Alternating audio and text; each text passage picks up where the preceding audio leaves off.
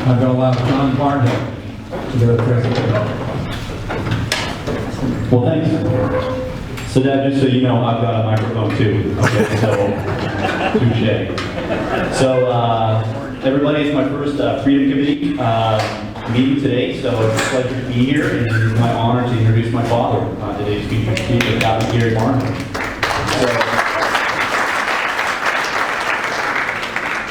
So, you know, on a personal note, it's been really, really cool to see all these stories that, and memorabilia, some of which even comes from my house, that you'll see in the presentation.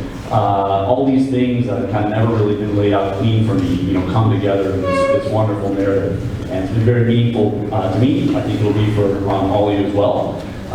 To get into the formalities, Capt. Barnhill was an Air Force pilot, and he's going to share his experience flying the F-100 Super Sabre and the F-105 Thunder Chief, affectionately known as the Thud.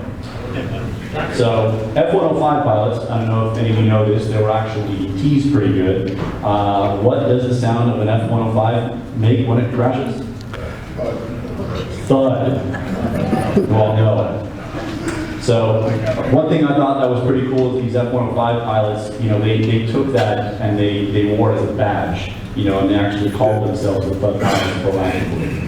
So, it is my pleasure to introduce Captain Gary E. Barnhill. Go get him, Dad. Thank you, John. Thank you very much. Thank you all for being here. I'm going to show you some slides about my 11 years in the Air Force.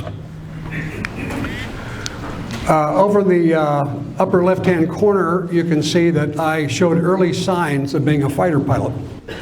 The other things I did growing up in a small town in Kansas were mowing lawns, had a paper route, raced my bike, drove a truck when I was 12 years old in the wheat harvest, drove a plow, worked in the grocery store after school and weekends. Summer jobs were on construction crews.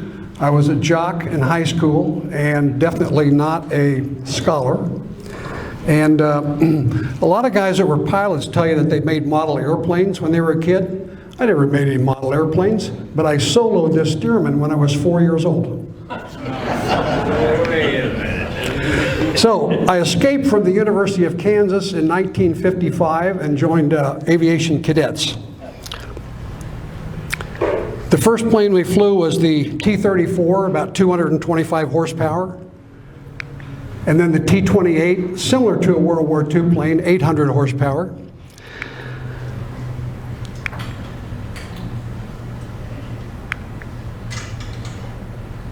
Oops.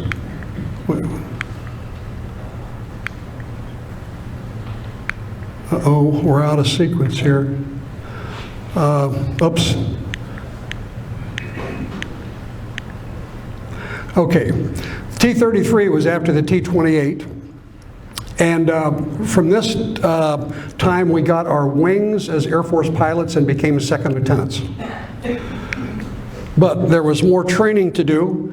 This is the F-84F Korean vintage fighter. And here we learn to use an airplane as a weapon, bombs, rockets, strafing. And then one more school, advanced gunnery school in the F-100 Super Sabre. And here we learn to deliver a nuclear bomb.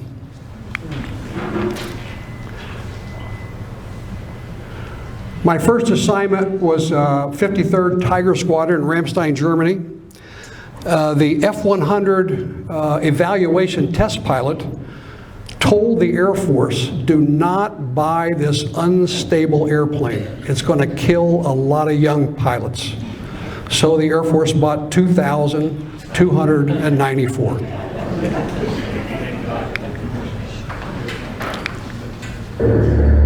Design problems weren't limited to the potentially fatal control losses experienced at high speed. At low speeds, the plane could also be very unforgiving.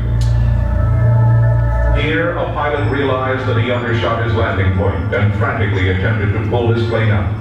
In opening his throttle too fast, he induced a compressor stall, and then, in a series of overcorrections, fatally compounded his problem. This incident was not unique, but the term saber dance gained a new and darker meaning.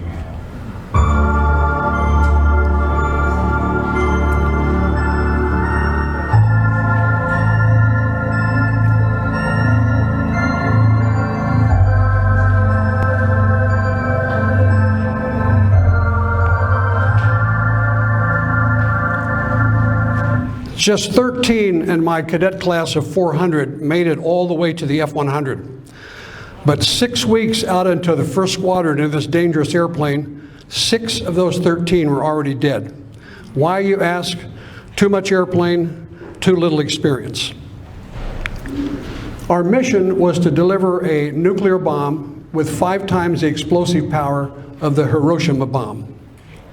Our targets were Eastern Europe countries behind the communist Iron Curtain. I was 22 years old. After 3 years of sitting alert 2 or 3 times a week, was selected for the Skyblazer formation aerobatic team, and I was trained to fly the left wing position in the Diamond, but the Air Force disbanded the Skyblazers before the '62 season started. I did get a choice of assignment anywhere in the Air Force after that, and I chose to be an instructor pilot in the F-105 Thunder Chief at Nellis Air Base in Las Vegas. One of the fabulous things about it was the Gatling gun. It was flush mounted, picture on the left, 6 rotating barrels, and this big barrel here held about 1,000 rounds. That sucker would shoot 100 rounds in a second. That's virtually a stream of lead. Watch this screen. This is a 1-second burst, and the 105 shoots down a T-33 drone.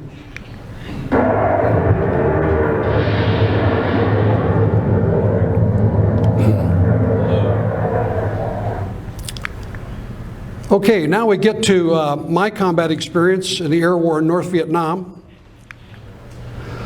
Rolling Thunder was the beginning of the bombing in North Vietnam in March of 1965. I volunteered for combat at a so-called secret base in Thailand. It wasn't very secret. You can't hide that many airplanes. The Rolling Thunder objective was persuade the North to stop supporting the communist insurgency in the South. This group knows it didn't work. The Thuds alone flew 101,000 missions in North Vietnam, but U.S. fighting was still going on 8 years later. So the thought it was going to be over in 6 weeks was quite an error in judgment. One of the reasons it didn't go well in terms of a victory was the rules of engagement just plain sucked. It was like fighting with one hand behind your back and sometimes 2. And I'm sure many of you Vietnam veterans experienced the same. This is a photo of me. I was just shy of age 30 at Tak Lee Royal Air Base, Thailand. And I was getting ready to go to a mission in North Vietnam, and you can see the bombs loaded on that aircraft. The vest that I wore had a bloodshed, gold sovereign, and smoke bombs and flares and rockets in case you were downed and needed a helicopter to find you. And we carried a .38 revolver in case we met up with a couple of divisions of North Vietnamese. Petula Clark, the English singer, had a hit song in 1964 called Downtown. And the lyrics were perfect metaphors for our missions. So for us, downtown became the name for Hanoi.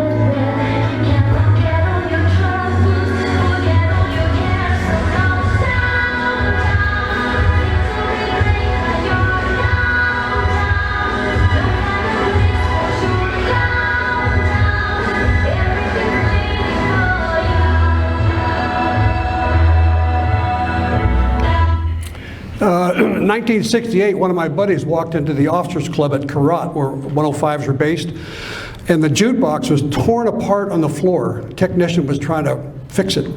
So John Morrissey walked over and said, what's wrong with the jukebox? And he said, I don't know. For 1 year, it's broken. It's only played one song over and over. So now I'm going to show you two trailers from the Thud Pilots documentary, which is currently the #1 documentary on Amazon. Thud losses continued to mount to levels where pilots began to wonder if they were strapping into their cockpit or their coffin. There were so many things in the ROE and that show that made absolutely no sense. Keep going, long as it was wide. We landed with 2 minutes of fuel left in the chopper on the USS Halsey. We first had the mission to look up close to the job. We were not allowed to bomb the targets. We had to overfly the big bases. We couldn't touch them. We should have bombed the airfield. So those two things cost us dearly. Only 2 of us made it to the target. And then we commanded the other 2 had been shot down. Lieutenants were in short supply, I found out.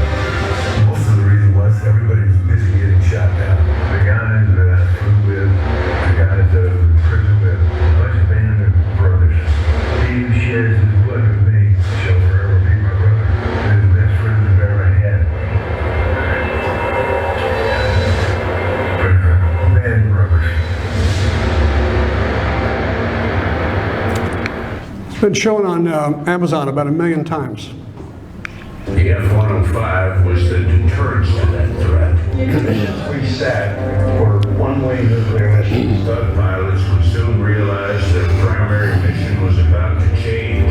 When we crossed into North Vietnam from Laos, in the last 50 miles in, there was nothing but anti-aircraft fire. Suddenly I took it to F-105 was really well suited for the mission that we had in the Hanoi area that could pick up really and still bring it back. You're going to put me in the back seat with some crazy-ass fighter pilot, and you want me to control and be a target for them? You've got to be shitting me. And of course, this material is almost a beam off to the right side. And caught his exploded. And it was almost totally engulfed in fire. Gave that pilot a salute down on the sea when he gets back, and he didn't return. So there was this one crazy guy who blew up on a tanker on the second floor. This was Bill Berkshire, the pilot arrested.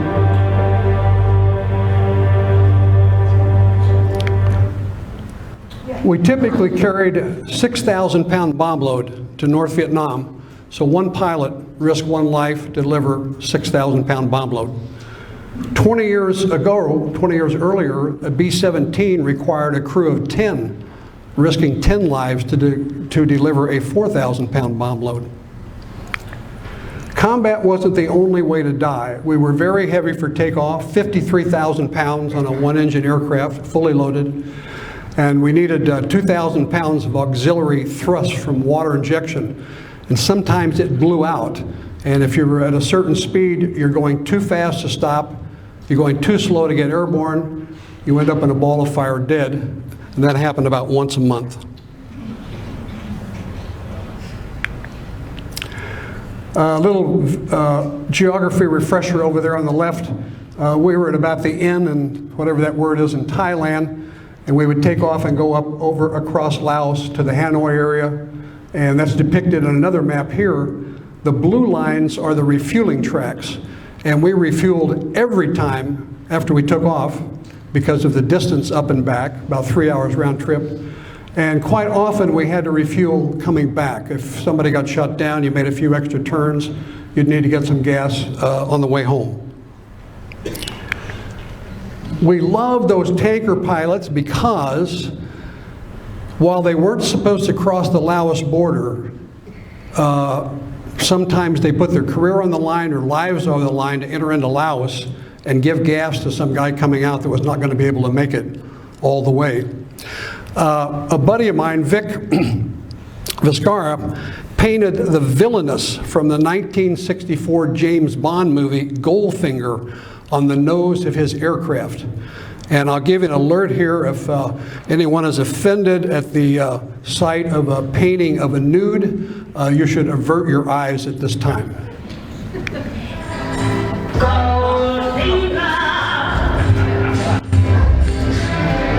He's the man with the Midas touch. A spider's touch.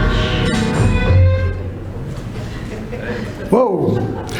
Well, Pussy Galore became a legend. As a matter of fact, 54 years later, I still get an email, hey, did you see this painting while you're over there? Yeah, the guy was in my squadron. The boom operator saw that. He would get on the radio to the crew and say, she's here, she's here. And suddenly, instead of one set of eyes looking at the pilot, there would be 5 sets of eyes wanting to see Pussy Galore.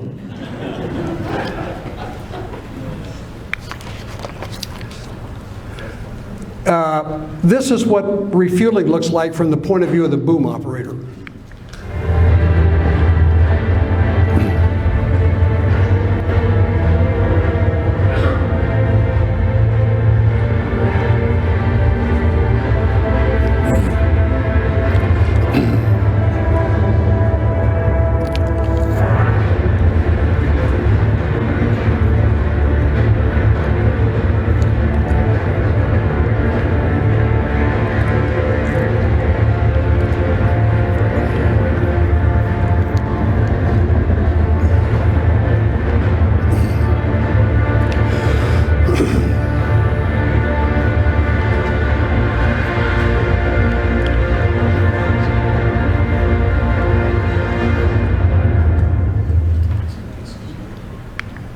One day I had a little problem while I was refueling.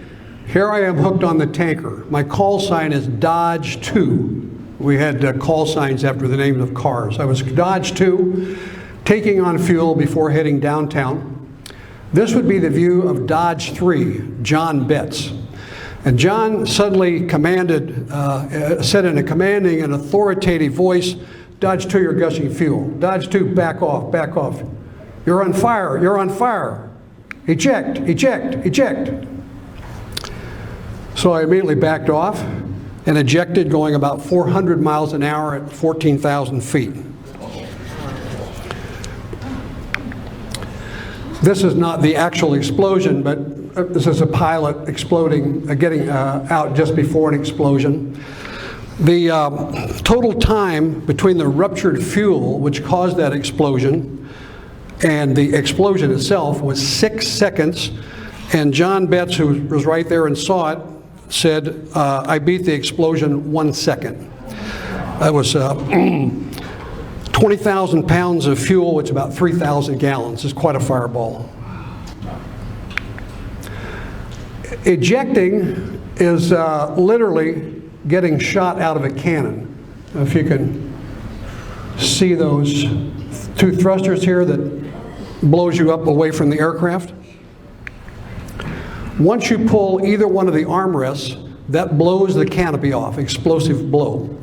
That exposes a trigger that looks similar to this. You just tap it with your hand, and that's the trigger. You're now shot out. The seatbelt lap belt is blown open automatically. The seat man separator pushes you out of the seat, because we've had guys get in shock and freeze and hang onto the seat and actually ride it into the ground. And then the chute opens automatically.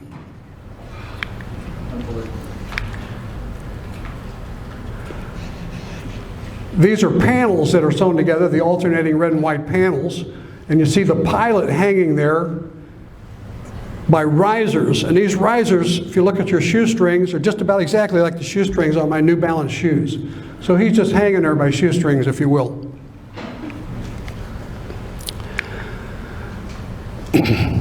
Several pilots had been injured or even killed landing in the dense forest. As a matter of fact, about a week before my ejection, I was flying over this dense forest, and a helicopter was hovering, and a paramedic was hanging down, and he was face to face with a pilot in a tree, and he's talking to the doctor in the helicopter. And he said, the pilot is impaled on a tree limb in the area of his testicles.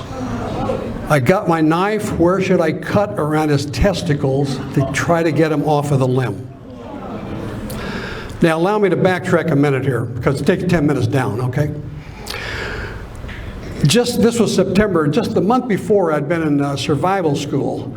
And in a lecture, a old sergeant who had Army jump wings had told us the military parachute cannot be steered under any circumstances. It comes down like an elevator shaft. So if you've got something below you, too bad. There's nothing you can do about it. But he said, if you're really desperate, really, really desperate, you could take your knife and you could cut some of your risers. And one of those red and white panels would flop in the breeze. You get a little bit of momentum, and you might be able to steer clear of something to a clear spot. Well, we looked at him and said, cut our own risers? You gotta be shitting me. Well, I looked down, I'm back in the chute now, okay? I looked down at that menacing forest, seriously thinking about my testicles.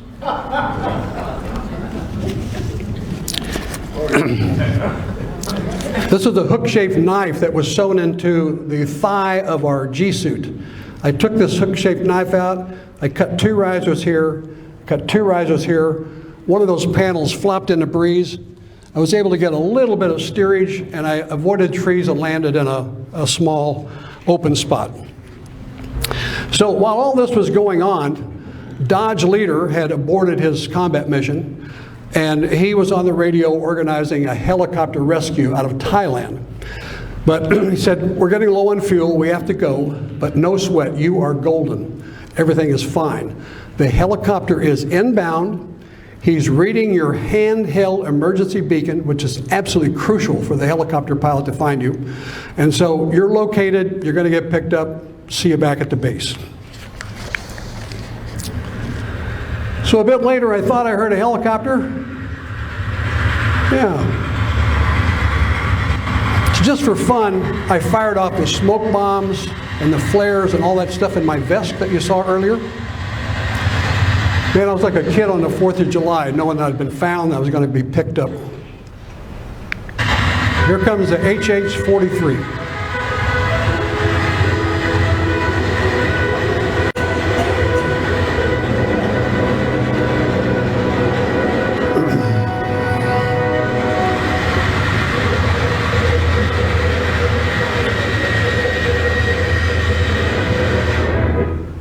It turns out the chopper pilot had radio failure. He was out there searching for me, and he saw this fireworks display and put 2 and 2 together, and it was me, picked me up. This is the front half of my airplane, and where the white arrow is where the pilot seat would be. You can make your own determination if you think that was survivable. Now you may wonder, out of 183,000 refuelings going to North Vietnam, how often did this sort of thing happen? Happened once. This lucky guy. Okay, let's talk Russian surface-to-air missile. They arrived in March of 1965 in North Vietnam, but they weren't fired on us until 4 months later in July. We were not allowed to touch them. We were begging our commanders to let us go down and dive bomb and take them out. No, we don't want to make the Russians mad. They're not going to bother anybody. Well, then they started shooting people down. It's 37 feet long. In the air, it looks like a white telephone pole. It's got a warhead of 420 pounds and a proximity fuse that goes off within 150 feet of your airplane. So the missile doesn't actually hit you or have to hit you. It's just got to get within a half a football field, and it will automatically, the proximity fuse will go off, and you'll be engulfed in 3,600 shrapnel pieces, about double the size of an American BB. And just a few of those in the engine or in the cockpit is going to take the plane down. So it would crawl up your butt about 2,000 miles an hour, 3.5 times the speed of sound.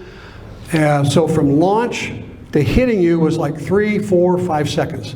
There wasn't much of a chance of seeing it. This is an actual 105 being shot down by a SAM.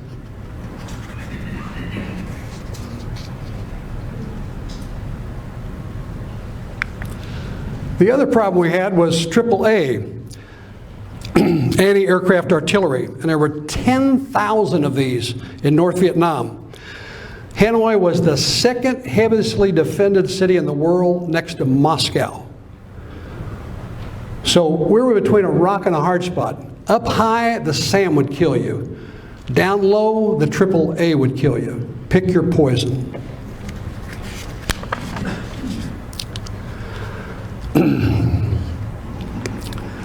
I'm going to show you a movie that was taken in North Vietnam. It's very short, a minute, of one of our movie stars climbing over these guns.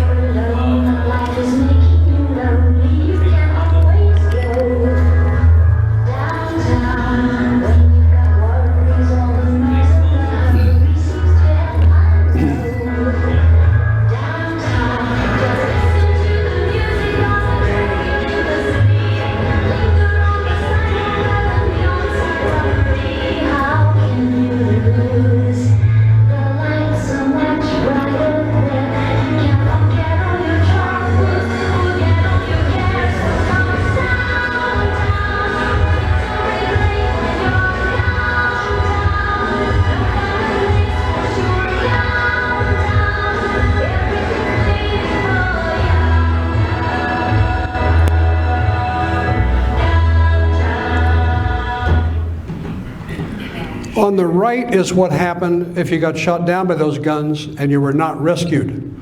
This is Will Gideon, my best friend. He was a POW 2,401 days, and he was severely tortured, shot down in '66. My friend Will and the other POWs had a passion, and that was return with honor. Don't cooperate with the enemy, and don't take any favors from the enemy.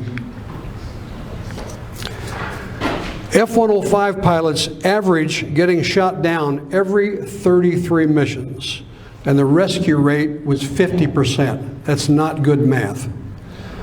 158 THUD pilots were killed in action over North Vietnam. 105 THUD pilots were prisoners of war.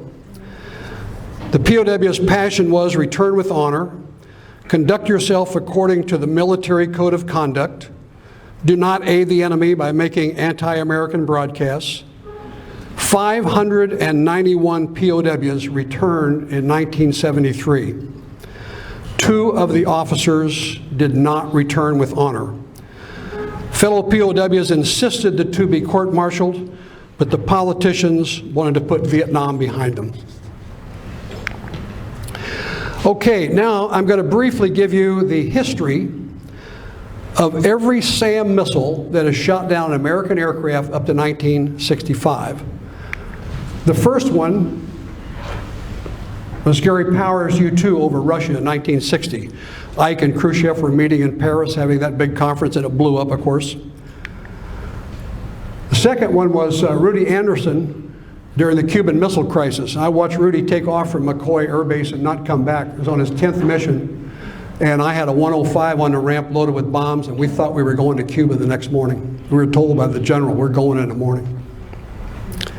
And the third was an Air Force F-4C Phantom in July of 1965.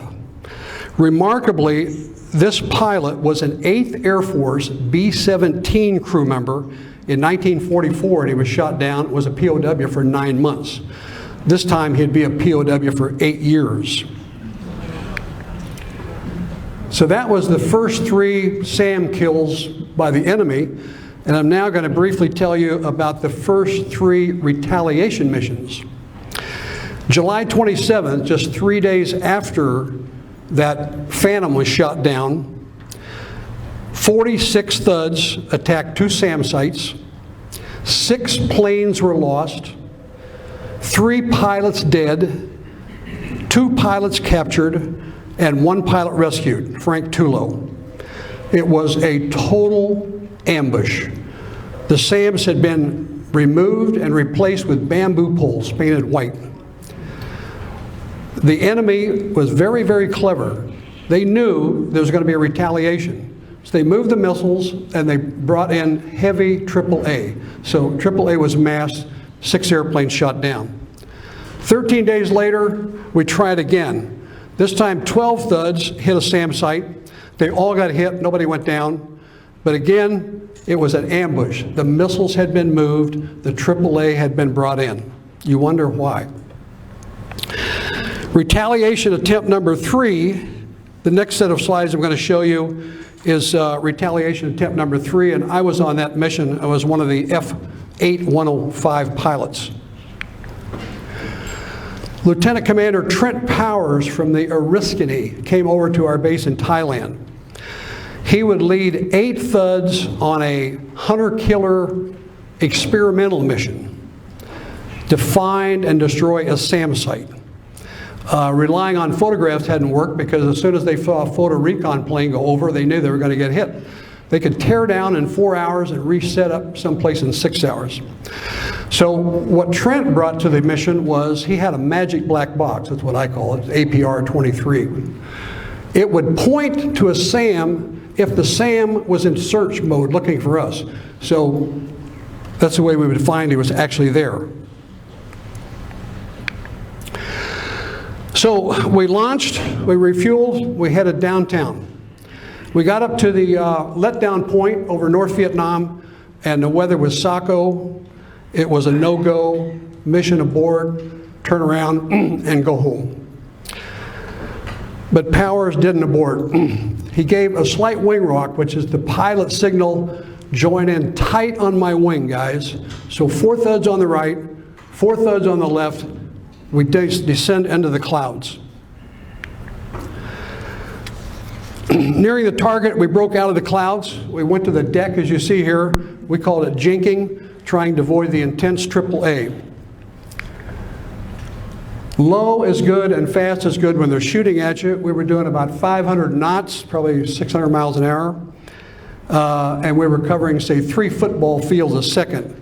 So if you're trying to point a gun at somebody and it flies over treetop level, three football fields a second, you're probably not going to get organized to be able to aim at them. So that was the idea. We were the sacrificial goats, the bait. We had to be up there so they'd turn on the radar to try to find us. Trent Powers could find them so we could go after them. Trent said, I've got them on my nose, starting my bomb run. And we had said in the briefing, Trent had said, I want to go across level and do a skip bomb at about 50 feet. We said, we don't like that too well. We like to pop up to about 8,000 feet, do a little dive angle. I said, fine, I'll be first in. You follow me, do whatever you want. So he said, I've got him on my nose. I'm starting my bomb run. He flew directly over the target, about 50 feet above the ground, and I watched him as he was blown to bits by the withering gunfire. No way anyone could have lived through that.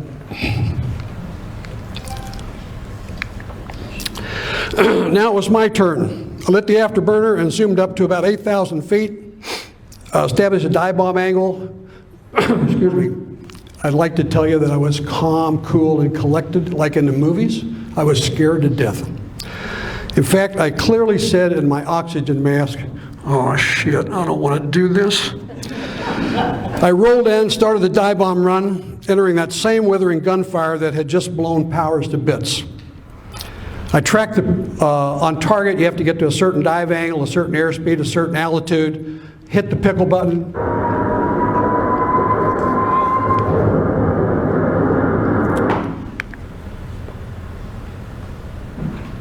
Bullseye, bombs on target. That was the first Russian SAM ever destroyed by the U.S. Air Force.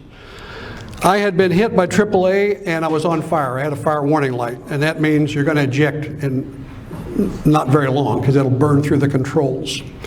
So I radioed to my other fellow guys, I'm going to try to make it to the water and eject over the water. So I headed out on the deck, trying to avoid this kind of stuff. 810 knots indicated, which was the limit. That's about 1,000 miles an hour at treetop level. I got to the water expecting that I would be picked up by a Navy boat that can land in the water. It had happened to my roommate just a week before. But lucky me, the light went out. I'm no longer in fire. And I just jumped out last month, and I got to tell you, it wasn't that much fun. So I said, I found a tanker, I got some fuel, and I headed back to base.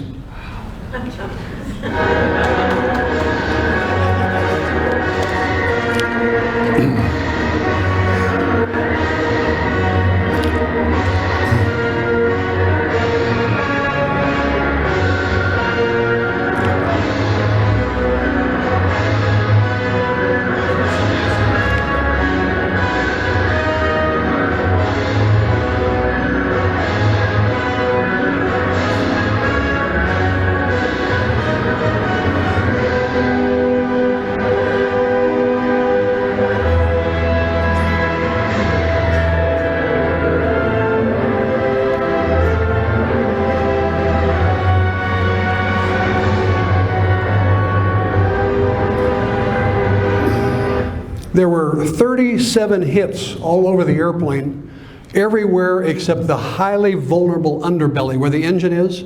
One rifle shot, 145 pistol bullet would bring a plane down in that vulnerable underbelly, and that was the only place that I didn't have any damage. Part of the tail was blown off. Lieutenant Commander Powers was awarded the Navy Cross. So that's just one below the Medal of Honor. We learned later that he actually survived that ejection, and he died as a POW in camp for reasons I don't think they know. There's a turning point in every story, and here it is. It seemed like every mission, the North Vietnamese were laying in wait with SAMs and AAA and later on MiGs. Well, many years later, we learned the truth.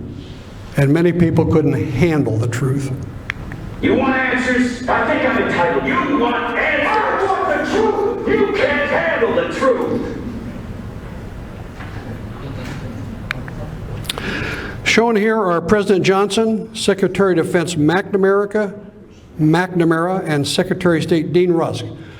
These civilians micromanaged the war from the Oval Office, 12,000 miles away from the action. LBJ said very proudly, "You can't bomb an outhouse without my permission."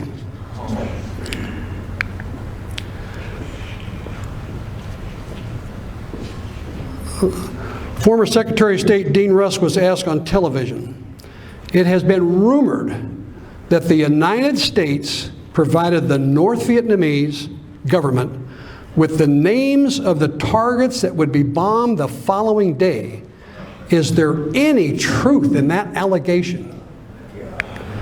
The Secretary responded,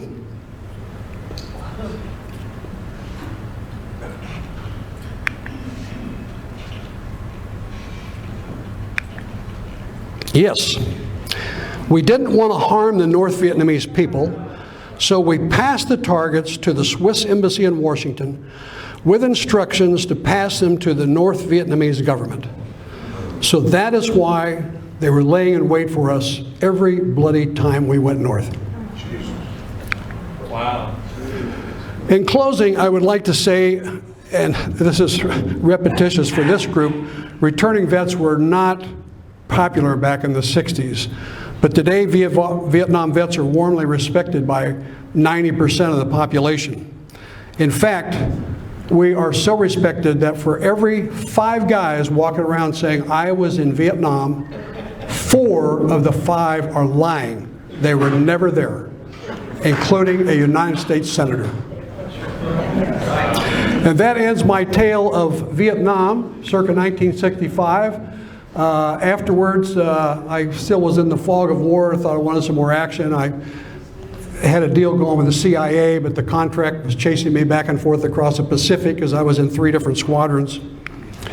So I got a job with the airline, got in on the end of the Connies, Boeing 727, 707, and Lockheed L-1011. One summer I did air shows with a couple of guys in a pit special. and then I founded a pilot leasing business. So thank you for listening.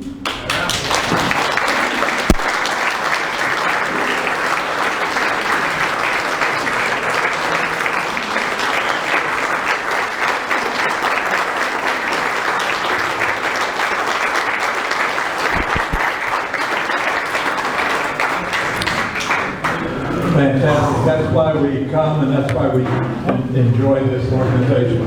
We have questions. We have 5 minutes for questions. Instead of doing the long trip back to Thailand, why didn't you at least sometimes make landings in Da Nang? I did land at Da Nang one time. It's a beautiful city. Yeah. Yeah, it wasn't unusual to make an emergency landing. Yes, sir.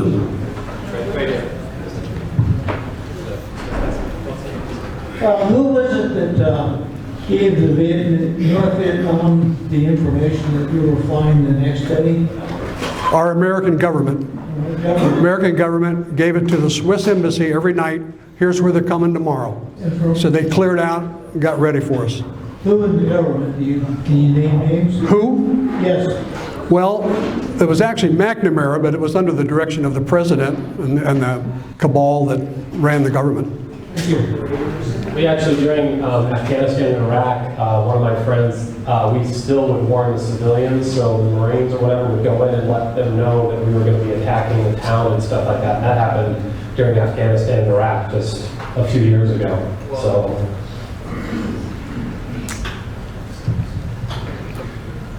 Since the current American educational system, I'm going to say public schools and I'm going to say private, is so substandard, at least from what I know and everything, how often do you go out or are allowed to go out to educate young people as to the real causes of America, quote, losing, unquote, no war we ever fought? Because apparently, that kind of silliness is carrying on right now today. I hope you understand what I'm trying to say. Yeah. Well, we are instructed in this organization to avoid politics and to really relate our personal experiences. I didn't mean to be political, it was just, you know, the facts are the facts. Right. Hi, this is Miller. I was one of those people that was 5 years and 4 months. I was reported dead for 3 years. So when I came home, I had no brain corridor, no clothing, and of course, my wife was there. We have time for about 2 or 3 more questions. Anybody? Okay, I was curious, you're talking about coming in on tack runs and you're talking about a tack angle. How steeply were you diving and at what speeds and at altitudes? Well, tactics were changing the whole time. I was there in '65, the beginning of the war, and you listen to my tale and then you go find a guy that flew the same airplane 2 years later, he's got a totally different story about different tactics. Initially, we went in at 18,000 feet before the SAMs. We rolled in 60 degrees. 60 feels like 100. We would release at 7,500. I think we're doing about 600 knots and a high G pull out and away. Try to get out above 4,500. That took you out of a good part of the ground fire. Now the one where I did the nip up, we called it, 8,000 feet, that was more like a 30-degree dive bomb.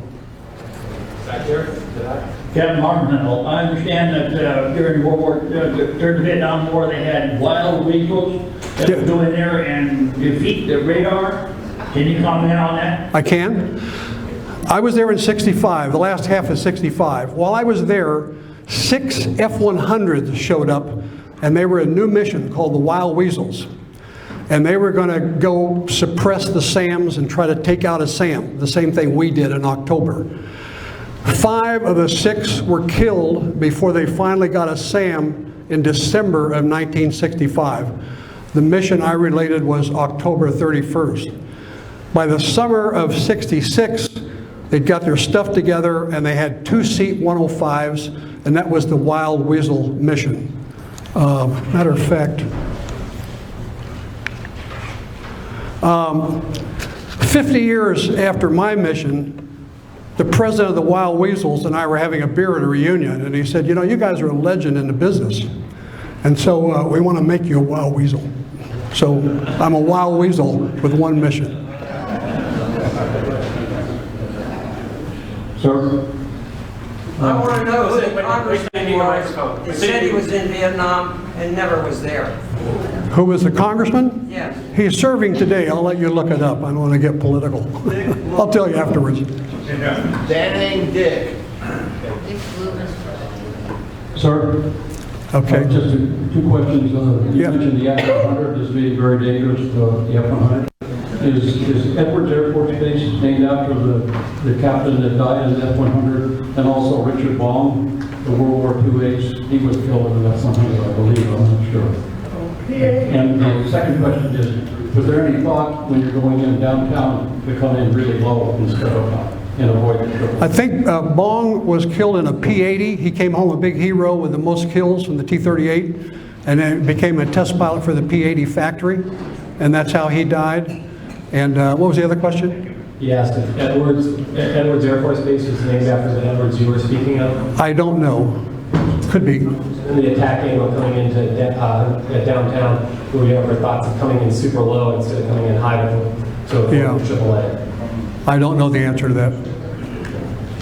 One last question, anybody? All right. Thank you. Thank you very much.